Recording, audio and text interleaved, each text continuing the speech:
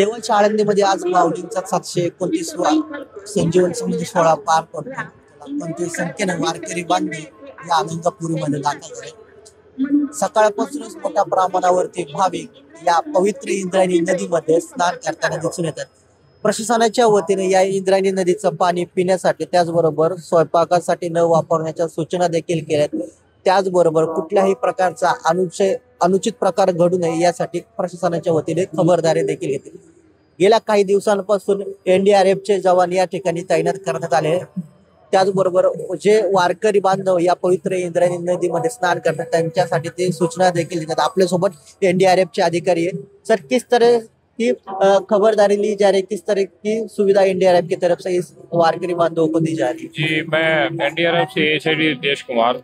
NDRF की तरफ से 24 घंटे हमारे जवान यहाँ वारकरी और जो भी दर्शन करने आ रहे हैं उनकी सुरक्षा में तैनात है, ताकि किसी प्रकार की अप्रिय घटना ना हो, और 24 घंटे तैनात रहते हैं।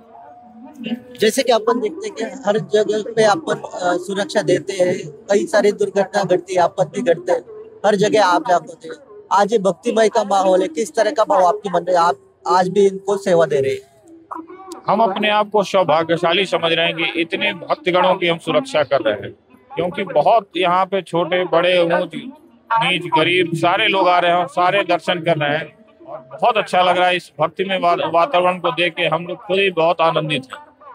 की आपण पाहिलं भक्तिमय वातावरण आणि आपण या वारकरी बांधवांची आपल्या सेवा देतोय असा भाव या एनडीआरएफच्या अधिकाऱ्यांनी एनडीटीव्ही मराठीशी बोलताना व्यक्त केला. सूरज कुंबे, एनडीटीव्ही मराठी, पुणे.